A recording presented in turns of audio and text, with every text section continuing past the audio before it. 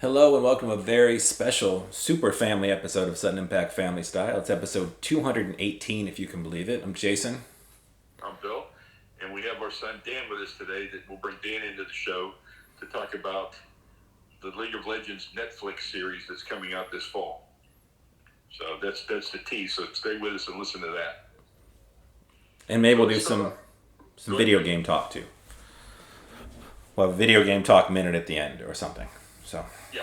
yeah, for anyone Well, that's interested. let's start off in the NBA. Luca. Luca. Luca does remind me of Dirk, but he's so much more. Well, he's a younger version, so I mean, he's very athletic. But I mean, he has got the turnaround shot that he had, and that real sky turnaround jump shot. He looked amazing. Yeah, and he understands, levels of speed, when to turn it on. He's not the fastest guy, but he understands how to, oscillate between fast and slow. He gets to his spots. His shot is getting better. And he's also, I think he was close to leading the league in technicals. So he's got a lot of attitude and fire, and he's not intimidated by anybody. No, I know the Larry Bird comparisons have always been there, but they're getting more and more. He really reminds me a lot of Larry Bird. Yeah. He just plays smart. He's not the greatest athlete. He's not the fastest athlete, but he knows where to be. He knows what to do when he gets there. Porzingis looked good. Yeah. But the thing with Porzingis, obviously, is, he's officially Chris Boss when he's healthy Porzingis. Because, he went up for that dunk towards the end of the game. And he came down and he still looks like a baby deer half the time when he's on the floor. Like he's got those long, skinny, wobbly legs, and you're just waiting for that neat. It's sad, and you don't want to see it. But but the Clippers. I was following the game a little bit. I saw their Mean Mug rap album cover on Kawhi's dunk, and it was just typical Clippers. He just Yeah, I do not expect the Clippers to. I like the Mavericks better than the Clippers anyhow. I think the Mavericks are going to beat them. it's certainly possible. There's just like we talked about offline. Maybe they are going to eventually change the logo, and when they move into the new building, but they just have such a history, and you think of the Clippers as either a losing organization or whiners from the Lob City, Chris Paul, Blake Griffin were crying about every call thing, and now it's playoff P and playoff failure. It's pretty much the Clippers brand. Even playoff Rondo couldn't save them last night. I really enjoyed watching Washington clinch their playoff spot. Yes. Russ was amazing in that game. As we always give Russ his love, but that whole team looked really good. And they just dominated the Pacers. I couldn't believe it was that bad of a game. It was fun Now, to watch if you root for the Wizards. are you on following NBA conspiracy Twitter? Uh, about the Knicks. No. Well, the Knicks are obviously fantastic. We'll get to the Knicks. But that Russ, we love Russ. We give Russ all the credit in the world. But if you look at the way they played in the game they lost, and then the way they played in the game to play the Sixers, people are saying that Russ and those guys did not want to play Brooklyn in round one. And watching the two games, I can see where you could, conspiracy goggles on, you could make that argument. Yeah, that's an interesting take. Would you want to get swept by KD and James Harden and Kyrie in round one, or would you rather maybe steal a game from the Sixers and go out that way, knowing you're not going to win it all regardless? That's a good point. And on some level, I don't blame Russ for that if that's what was going on. Because, he looked like a different player. Beal looked like a different player. That team looked like a different team. They looked like the team that had played the second half of the season. Whereas when they played the game before, when they lost to the Celtics, they just looked like they weren't even trying. And, like I said, from their standpoint, I don't think you want to play that Brooklyn team. Well, speaking of that Brooklyn team, how do you see the Celtics Brooklyn series? Do you see it as a sweep, or do you see it as maybe 5 games? I see it as a sweep. I think Brooklyn's got, you got legacies on the line. You have a lot of people trying to prove something, and I just think there's something wrong with that Boston team. And I don't know exactly what it is, but it's, no Jaylen Brown certainly isn't helping. And, a permanently injured Kemba or permanently maimed Kemba, what you want to call him, there's just so, they've missed on so many of the, remember when they had, this giant stash of all these picks from Memphis and Brooklyn, and they were going to, be the team forever. And obviously Tatum and Brown have been two key pieces, but other than that, they've missed on a lot of those guys. Yeah. I mean, I like the Time Lord, but if you told me, 5 years ago the Celtics would have Jaylen Brown, Jason Tatum, and Time Lord would be the three gems of there. I thought they would have more, honestly. So. Well, today's the big Knicks game. What do you think? I mean, the Knicks dominated the Hawks when they played them all year, but it just feels like the Hawks have so much firepower.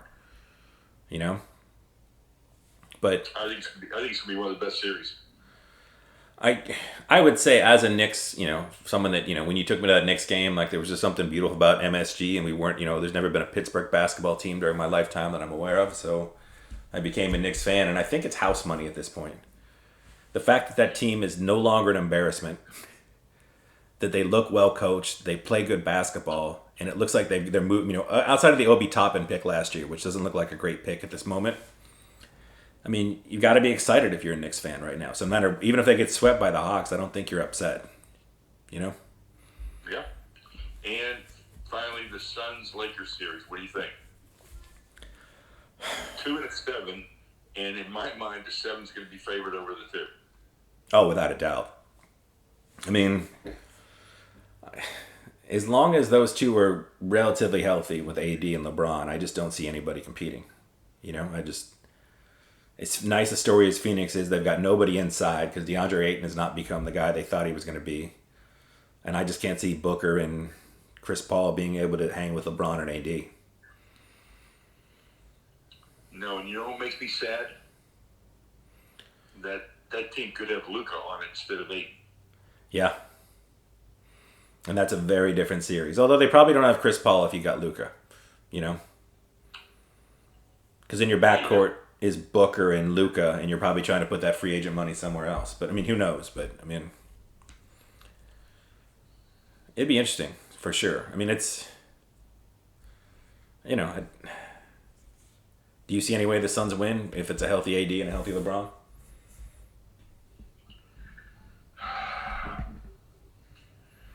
I think it could go 6 games. But I think that the Lakers are, if those two stay healthy and on the court, I don't see, like we picked them to win everything at the beginning of the year. Right. So now if they're healthy and on the thing, I just still think they're the favorite, and I think that a Nets-Lakers series would be unbelievable because LeBron would ratchet it up to Michael Jordan level. If you're the TV network in the NBA and you're going to get Kevin Durant, James Harden, Kyrie Irving, LeBron James, Anthony Davis, LA, New York, Steve Nash is the coach, I mean, you pass out, right, from happiness? Yeah, I mean, that would be one of the highest rated NBA finals in years. Yeah. I mean, it's everything you'd want it to be. I mean, and we didn't even get the chance to talk because we talked about, the excitement for the Lakers-Warriors game, and it was a pretty good game. And LeBron hit a great shot, but LeBron had to LeBron it up afterwards and whine a little bit and talk about how difficult the shot was for him as opposed to just taking it. But, it was still a great shot. Speaking of LeBron, there's a rumor that he's not been vaccinated. Oh. And if that's the case, I'm a little down on him because he's done a lot of good things, but that would not be one of them. Well, I would say as long as your reason for not getting vaccinated is if you think, it's the Gateses are going to put a microchip in your body, then clearly you're a crazy person. But if you're a human being on this planet, let alone an African-American male, and you don't trust big pharmaceutical companies or the government, I can't really fault you. I mean, that's a perfectly... No, I mean, I'd love to see him, take that, but I mean, I can't argue with that logic, is what I'm saying. No matter how, even recent history with, LSD, CIA, I mean, there's all sorts of, Tuskegee, you just go back through the years, like, there's a reason as an African-American male, or really anybody in this country, you would be skeptical of those two groups putting together anything. But, And I'm not sure what LeBron's reasoning is or if it's true or not, So. Well, any surprises for you? The game's been played so far? Not. I was surprised Portland beat Denver. I mean, there's no Jamal Murray, and there was some. Jamal Murray is the meme now because of the calls in that game that weren't great. So I could see Denver coming back and winning that series. We were playing without him for 15, 16 games. Yeah. I still think they should win. Right, but I think I mean, what Portland does well. I mean, now you're taking now it's the great backcourt without a backcourt. I still think Denver could come back and win the series, but I mean, I don't think we saw Denver winning it all anyway. No. I mean, the team I'm most curious about is the most boring team that the NBA is probably afraid of advancing, and that's Utah. Like, is Utah actually good? Or did they just have they brought back everybody, they stayed healthy, they had very few COVID problems all year? Like, are they a great team, or are they a team that just, got the best luck throughout the season? No, they're a Spurs type team. I mean, they're not flashy. They have a system, they stay within the system, they play smart, they do good things. But they don't have a Tim Duncan.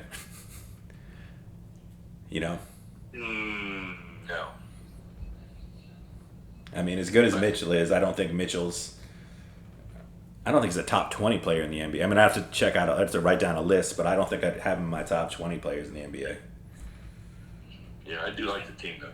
And he's their best player, yeah. So, yeah. And no real NFL news this week. We'll just let the NFL... We just had to mention him because it's contractually obligated to mention the NFL every week as a sports show, but I don't think there's really anything to talk about other than maybe Julio Jones definitely kind of sort of getting traded. It's going to be tough to move him, though, because of the cap. Yeah. And he has, it's also weird. Like, if you've committed, he's still really good. Like, I know he's not the player he used to be, but if you've committed to Matt Ryan for 2 more years, like, I know getting that number off your books would be huge, but you're kind of in an all-win. You took the tight end. You kept Matt Ryan around for 2 years. I feel like you want to keep Julio and just, this is your year to throw it against the wall and give it one more shot. Yeah. But of course, I don't run that team, so I don't know. And I'm going to be watching the Tebow story because I think it's nice they gave him a shot. You and I disagree on this. You think he'll stick to the roster? I don't think he will. Like I told you off air, there's 2 ways that either he gets injured during camp and he can't compete, or there's a story that leaks that he tells him that Jesus appeared to him and said, "You can't play this year, Tim. I need you to do something else." Because I think other than that, I just think Urban Meyer's ego and the amount of press it's got, it just doesn't look right if he doesn't make the team. And he is the top-selling jersey as of right now, the second it went live. Yeah. And you would think, if you're Jacksonville, you brought in Urban Meyer, who was an exciting name as a coach. You brought in 2 of the most exciting names in the draft, in ATN and Trevor Lawrence. And Trevor Lawrence is also the highest-rated quarterback since Andrew Luck. So you would think the last thing you would need on your team is more hype, but they got it. So. Well, yeah, you got a team that couldn't sell out their games, and now they'll sell out every game. Right. You got a team that had to go to London twice a year because they couldn't sell out their games, so we'll see. That's why, like I said, I think it's hard to imagine Tebow doesn't stick around for this year. And again, maybe he's a fake healthy scratch every week and he doesn't get a helmet, or, I just think they're going to find somewhere, for him to compete. Try to find him, a place 3 or 4 times a week on that. Because, I mean, they want to see him in Jacksonville. No doubt. We'll see how it all plays out. I mean, the Beatles claim to be bigger than Jesus. Maybe Tebow actually is, at least in Jacksonville. Maybe he is. Pay attention to baseball. I mean, we went to the Angels game on Tuesday night, and Ohtani hit a home run his first at bat, 450 feet, over a set of hedges in the outfield. I mean, it was, and the noise that the ball made when it hit the bat was incredible. So, I mean, he is a legit MVP discussion. Yeah, and he's a good pitcher and hitter, which is, as far as I know, goes back to Babe Ruth from the movie The Natural, and I don't really know anybody else that does it, so, No, it's fun watching. I was very, very impressed. So I had a couple food moments. I had a great dinner that night at the Angels ballpark. Okay. We sat in they have this concourse behind the seats behind home plate, and you can just sit at a table and watch the game. And we had a charcuterie plate. We had a steak. It was great. And you sit there and watch a game. But the food was really good. Legends is a concessionaire. I think Legends does the best premium. If any concessionaire, their premium is absolutely the best. Their premium is premium. Okay. So that was good. And the other night we went to this restaurant called Vigliucci's, and I had cioppino, and Dan had it last night, and it's just amazing. It's some of the best cioppino. It's a huge, huge order. Dan and Linda actually split their order, and Tommy and I each tried to eat a whole order, and neither of us finished it. Okay. Nice. Really, really good. That's exciting. Yeah. Well, I'm going to turn it over to Dan now so Dan can talk about the TV series, and you guys can talk about some gaming. Okay. Sounds good. Hey, Jay. Hey, Dan. How you doing? Good. And I'm sure everyone knows you've already been on the show before. This is my brother Dan, who works for Riot Games, right? Coming up on 6 years next month. And you guys are having a new cool Netflix show. Because almost everybody still has Netflix. We announced it about 3 weeks ago, and I can't share a final date with everybody on here, but it's going to release this fall, and it'll be on Netflix everywhere except for China. And in China, we're going to announce news soon, but every country that has Netflix will get what we're calling Arcane, which is an original animated story based on characters in the League of Legends universe. And it's really unique. If Jason, I know you're fans of the Gorillaz music group over the years. We actually bought the animation company that had made all of the music videos for them throughout the years. Oh. And they're the ones who are creating, 45-minute episodes of that style of very unique hand-drawn animation. It's kind of unseen. I don't think a lot of people will be ready for the quality. There'll be some people that say animation's animation.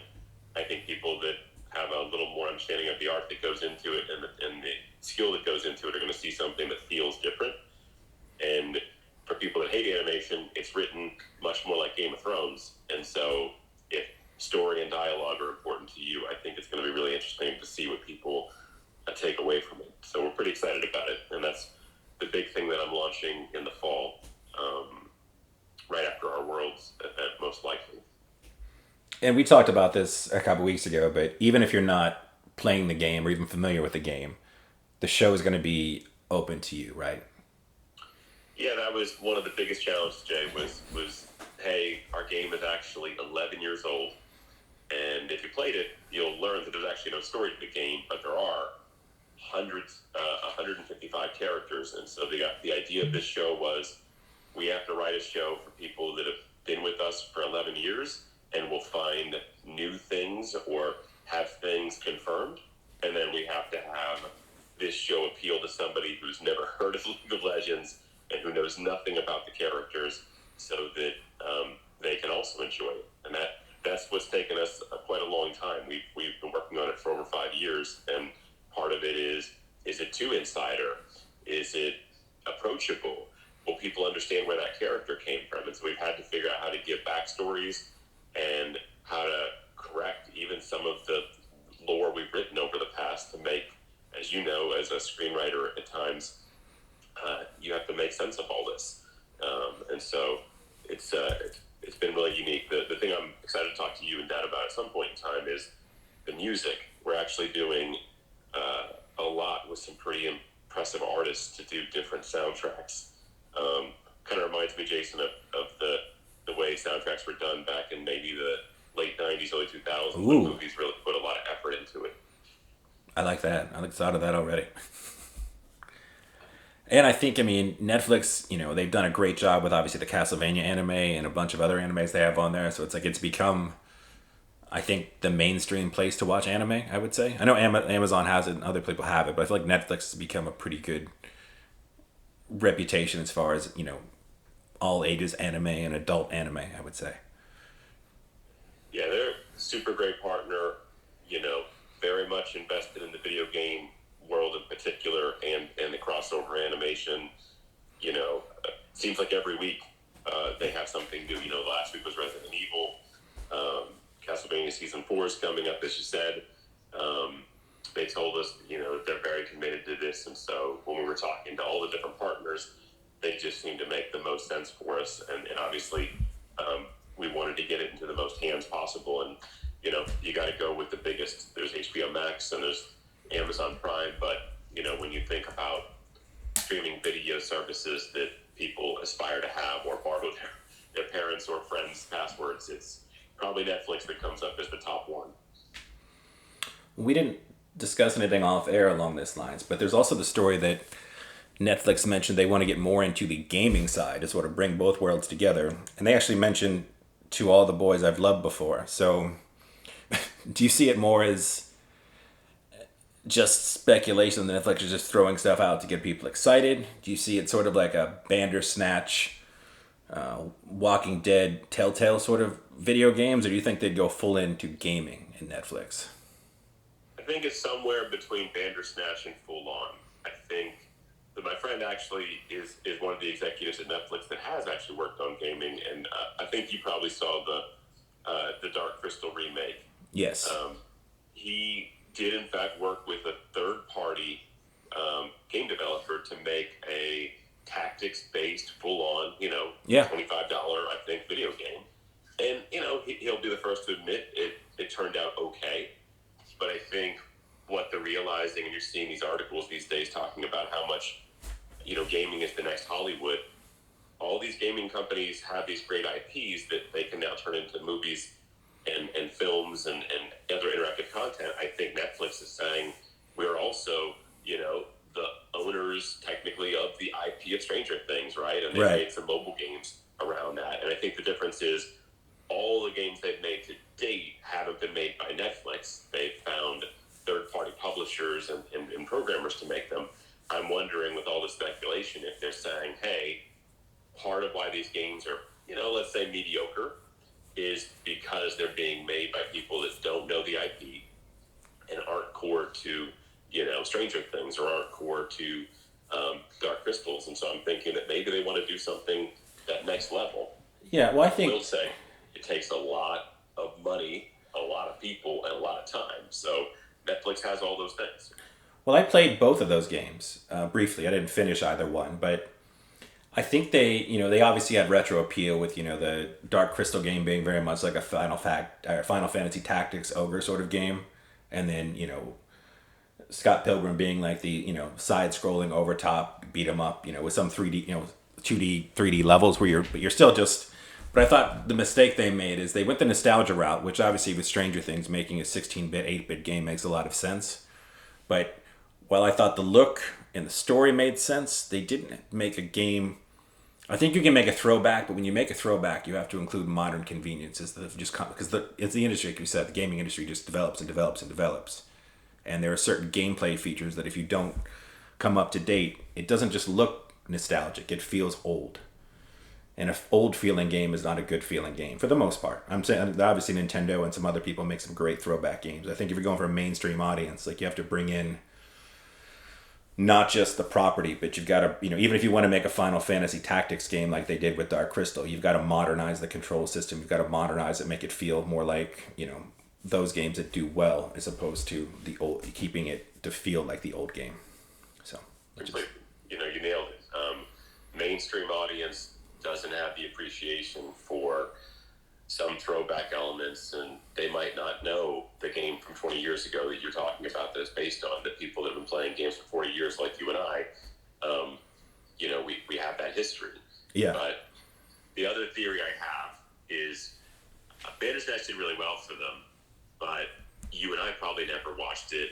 They were playing with some stuff on the interactive kids side of Netflix that was Bandersnatch-like.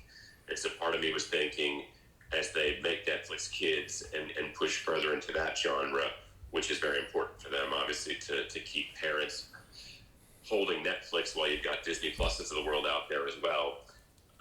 I had a theory that maybe part of the expansion will be more Bandersnatch-like stuff for kids programming, and maybe they start there and figure out what properties they have and then turn that into games. But they could go all in too. Hollywood is full of it. I just saw an article last week, Jay, saying that Bad Robot got $40 million in funding for just the Bad Robot Games division. And I've heard about Bad Robot making a games company for about 3 years, and I've seen nothing. Obviously, J.J. Abrams has IP stakes in a lot of things, but to me, most of those things were in the past. So I'm very curious as to like what they're doing. But it's, as a guy who lives in LA, it's pretty constant now that I see more and more Hollywood production companies or directors or established firms now going into gaming and securing some pretty serious money for it. Oh yeah. And I'm sure Netflix could also throw out some, gotcha type phone games that are interactive with the show that would probably make them a ton of money too. Oh, totally. And that, we at Riot always hold that line, but, there's a lot of people that are, fine with moving right there because it's quick. And the casual gaming market, in general, the clickers and the auto players, those games do really, really well. Oh, yeah. I think Netflix, knowing the type of approach they want and the IPs they're holding on to, I assume they're seeing, hey, a game like League of Legends can make over $1 billion a year. So, why aren't we doing more to invest in some of these longer standing IPs to have it last longer? No show that I know of. I don't think Stranger Things is going to last 10 seasons. I have a feeling it'll wrap up in 1 or 2 after where it's at now. Yes. Those kids are going to get too old, and I think the nostalgia factor is just not going to hold. No. I mean, I think they milked the member berries nostalgia about as much as they possibly can. And like you said, those kids are getting, they look old now. Completely. Unless they have brothers and sisters that we haven't been introduced to on the show, they're going to come up. Or, I'm sure there's a way they could do it, but in Netflix model also is that 3 seasons for the most part is all they ever need to get for their content too. So I think the interesting thing would be, do they want to make approachable gaming within their client, within the Netflix browser? They're on your mobile phone, they're on your iPad, they're on your TV, they're on your Xbox console if you want them to be. They're everywhere you need to distribute a game. And so I think that's one really high plus they have that a lot of people wanting to get into space don't have, which is technically I have Netflix probably on 6 devices. Oh, yeah. And I'm not going to get rid of Netflix. I don't know how long I've had it, but even in the months that I don't find many things, there's always something I'm thinking I want to watch coming. So it's the one that I'm not going to ever cancel. And so if they served up games or gave me an option for trying, it'd be a very low bar to entry for me to get into that. Definitely. Well, bringing in the nostalgia gaming and modern conveniences, I have been playing the Mass Effect Legacy Collection. And I'm already halfway through Part 2, which is one of my favorite games of all time. Did you start with Part 2 or did you start with Part 1? I started with Part 1. Now, to be fair, I did rush through Part 1 because I played it before. But I will say, like we talked about with, both of Netflix's offerings into gaming so far, as far as them licensing their thing, they made an old game feel old. Whereas they've done a lot with Mass Effect 1 to streamline it and make it a much more modern experience. It's not a full-on remake. It is a remaster, but the combat isn't, sort of that half tactics, half live action. It's just straight live action shooter now. And the shooting has gotten better and, it looks better, it feels better. And, for me, there is the nostalgia factor too, because I do love the Mass Effect games, but it's been a blast. So. And EA needs to help the reputation of BioWare after the last couple of years. I think this is a great way to do it. I will probably start with number 2. I downloaded it last week and just haven't had a chance to jump in yet. But I kind of felt like, based on everything I read, that as much as I'd like to play all 3 again, I think that 2 seems to have enough of the modern conveniences, and as you know, it's a slightly better game for me to jump into that one and feel like, well, I know what happens in 1, so if I start with 2, I don't have to play those first 40 hours again. It's true. The first one took me about 22 hours to kind of speed run it. But again, like I said, for me, there's a nostalgia of all the Mass Effects. But if you are one of our listeners that wants to get into it, if you boot up 2, and 2 is an all-time classic, 2 looks really close to a modern game. It plays really well. And in the beginning, you can watch like a little 5-minute recap of what happened. And you'll get beats along the story along the way. And then you get to make the decisions that you would have made throughout this. Some of the like some of the big decisions, you get to make them as you boot up the new game, like who you are, where you came from, those sorts of things. So it's a great place to start, but Yeah, I think it'll be good. As you know, Ratchet and Clank's next month. yeah. If you're lucky enough to get your hands on that PS5, it's still like a Yeti or a Sasquatch. It's very difficult to find. Yeah, and everybody I know is saying it's going to be difficult to find it in 2022, unfortunately, and it's only because of the global chip shortage right now that's actually affecting how the auto industry and, the appliance industry. It's not just gaming consoles, Right. but unfortunately 2 gaming consoles came out the same year of COVID, which also has the chip shortage for everybody that needs those graphics cards. It's a crazy problem, and it's going to take time to catch up. Which makes it even more insane that Nintendo is talking. I mean, you hear all the rumors that Nintendo might release the Switch Pro at some point this year, which seems insane. Yeah, and how hard it was to get the Switch 5 years ago. Yeah. And that was a totally normal time, and that's when Nintendo didn't necessarily have the best reputation coming off of the Wii U. So I was amazed at how quickly that became, the thing, and it's continued to sell at just a rapid pace, even 5 years on now. Yeah, I understand that they're falling. I mean, when you look at the new consoles coming out and some of the stuff Switch can do and can't do, I understand their need to push forward with a Switch Pro model with, the bigger screen, longer battery life, better screen, all those things. But I don't think you want to. I mean, you got so many people that jumped on during the pandemic with Animal Crossing and Ring Fit. It just doesn't feel like now in the middle of a chip shortage you want to end up on the other side of that. Like, it feels like just hold off and wait. Even if that means holding on to Breath of the Wild 2 for another year or so, I think that's fine.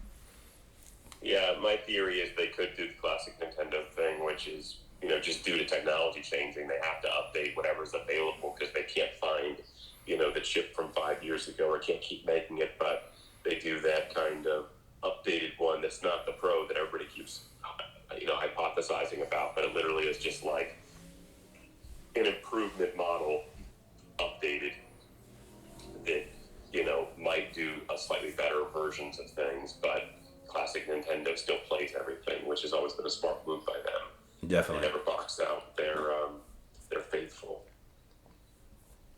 And again, as a longtime Animal Crossing fan, and I know there's a bunch of new Animal Crossing people, I do wonder how you advance that series moving forward while still keeping it, still keeping Animal Crossing, but somehow making that fresh. Seems like that's going to be a very difficult task that we can talk about in the future someday when we get closer to that. Definitely. I do have one breaking news thing for the audience of esports.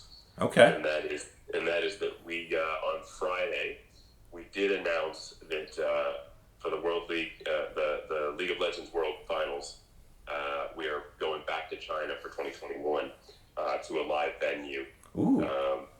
We were in China last year, and due to the pandemic, we had to change the format. We had to change the accessibility of even our staff traveling to China. And so kind of to re-up on the goal of making China have a really big world finale that we couldn't really deliver last year, we decided let's kind of redo it and let's go back this year. And so this year we're going back to a full venue with the support of China government, and it'll be in 5 major cities, finishing on November 6th. Will be the actual, world finals. And I know you and Dad have been tracking this, but I mean, our numbers are getting into the, when you aggregate it, larger than any sporting event now in the world for viewership. I mean, it's people streaming it, people watching it afterwards, and people watching it live are getting into the hundreds of millions of people. Well, why don't we end on this? Since we're pretty in the weeds on this topic, and the people that were interested are still here, and the people that aren't have probably gone away. What are your thoughts on Overwatch going 5v5 at this stage? Overwatch 2, I should say. I think it's in admitting that they didn't make an easy to follow esport. Yeah. And a lot of people that I know, have credited them with putting a lot of money and a lot of production value behind it. But at the end of the day, it was really hard for people to watch, and the two tank meta was at times just not working. And every classic, by every classic competitive game like this has had more clarity around the roles, and when you have two tanks versus one, it does create a bit of a challenge to field the right kind of players and to make the game exciting. And so the good thing that I was reading about yesterday actually is that by 5v5 and going to one tank versus two, they have to now change like 5 or 6 other major characters in the game. Yeah. And I think that's going to make for better competitive play, and including not even at the pro level. I think at the amateur fun level, I think some people have been able to overly rely on insane protection or kind of basically the same thing over and over again and win. And I think this is going to force them to have to do more changes on a regular basis and not rely on those things. And I tell a lot of people that is why League of Legends is successful after 11 years is they literally update the game every 2 weeks. They nerf characters, they buff characters, they change damage items.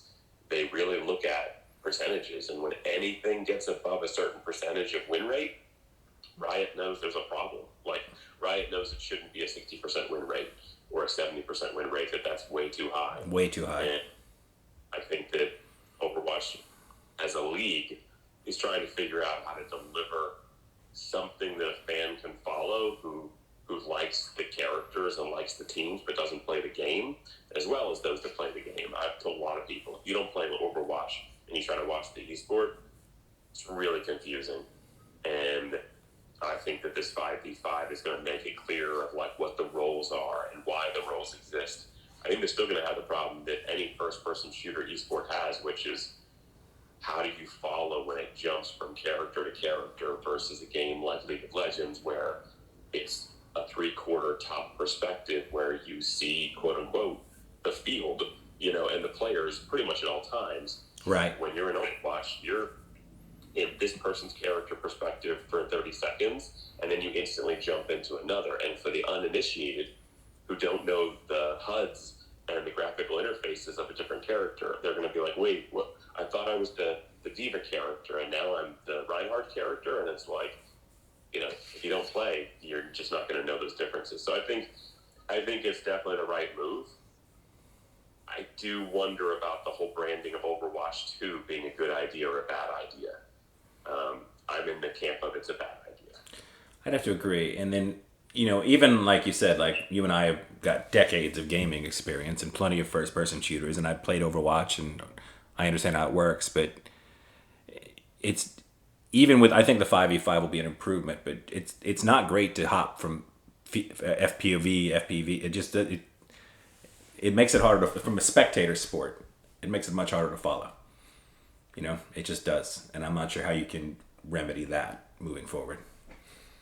It does, and for me on the Overwatch 2 thing, in a game-only world, sequels were a big thing.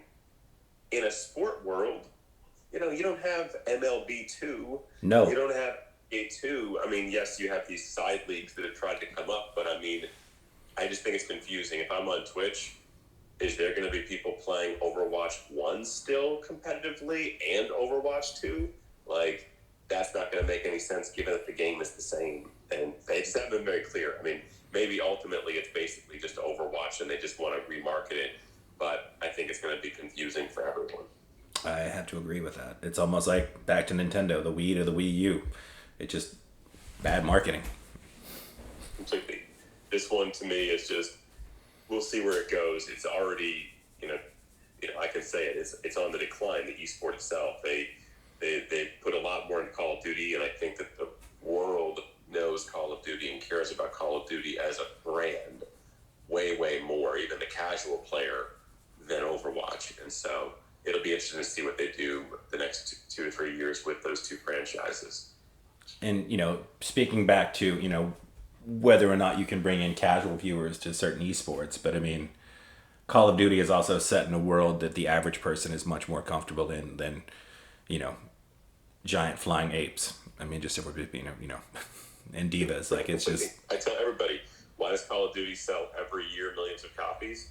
Because even people that have kind of stopped caring about where gaming is today, they know Call of Duty, and they have their friends for years that have played Call of Duty, and they're the guy that goes to Walmart and buys the box, even if they currently don't have the latest system, or they have an older PC. Like, they get Call of Duty every year, and that just isn't the case with an Overwatch.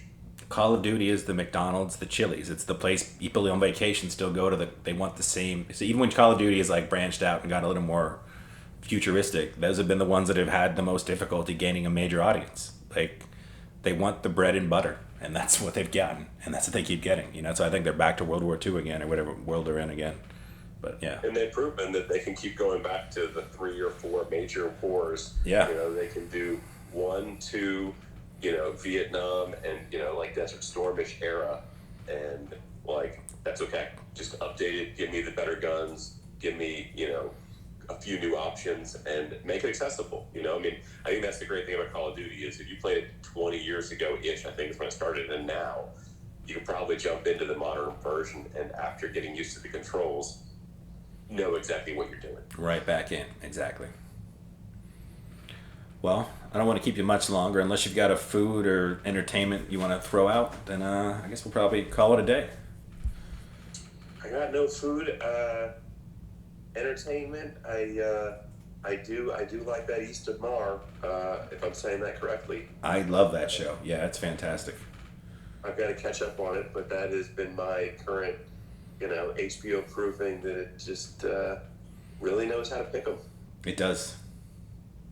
It really does. It's a very intriguing story, and I can't wait to watch the last 2 episodes, which I think I have to wait another week to watch the final one, but I am in. Well, thank you very much, Dan, my brother, for hanging out. Thank you. Good to catch up on here. And yeah. All right, so until next week.